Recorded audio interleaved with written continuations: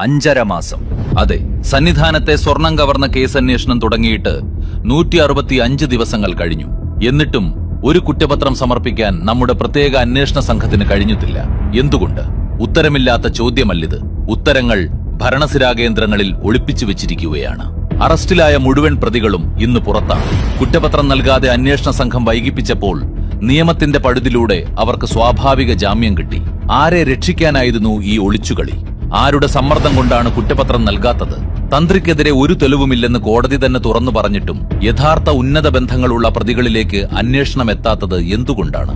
അന്വേഷണം UDF convener Adoor പ്രകാശിലേക്കും മുൻ മന്ത്രി കടകംപള്ളി സുരേന്ദ്രനിലേക്കും നീളുമ്പോൾ എന്തുകൊണ്ടാണ് ആവേശം ചോർന്നു പോകുന്നത്? അടൂർ പ്രകാശും സ്വർണ്ണക്കള്ളൻ ഉണ്ണികൃഷ്ണൻ പോറ്റിയും സോണിയാഗാന്ധിയുടെ വസതിയിലെത്തിയതിന്റെ തെളിവുകൾ പുറത്തുവന്നിട്ട് എന്ത് നടപടിയുണ്ടായി?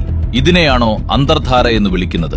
സോണിയാഗാന്ധിയെ ചോദ്യം ചെയ്യണമെന്നും വീട് റെയ്ഡ് ചെയ്യണമെന്നും മുൻപ് മുറവിളി കൂട്ടിയ മന്ത്രി ശിവൻകുട്ടിക്ക് ഇപ്പോൾ എന്തേ മൗനം? സ്വർണ്ണക്കൊള്ളക്കാരൻ സോണിയാഗാന്ധിയുടെ വീട് വരെ എത്തിയെന്ന് പത്രവാർത്തകൾ വന്നിട്ടും സർക്കാരിന് മിണ്ടാട്ടമില്ല.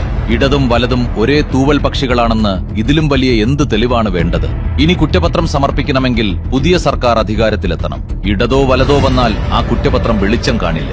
ഇത് വെറുമൊരു മോഷണമല്ല, വിശ്വാസത്തെയും നീതിയെയും അട്ടിമറിച്ചുള്ള ഇടത് വലത് ഗൂഢാലോചനയാണ്. കുറ്റപത്രം സമർപ്പിക്കണമെങ്കിൽ വിശ്വാസ സംരക്ഷണവും ആചാര സംരക്ഷണവും ഉറപ്പുവരുത്തുന്ന സർക്കാർ വരണം. എങ്കിലേ അയ്യപ്പന്റെ സ്വർണം കട്ടവരെ നിയമത്തിന് മുന്നിൽ കൊണ്ടുവരാൻ സാധിക്കുകയുള്ളൂ.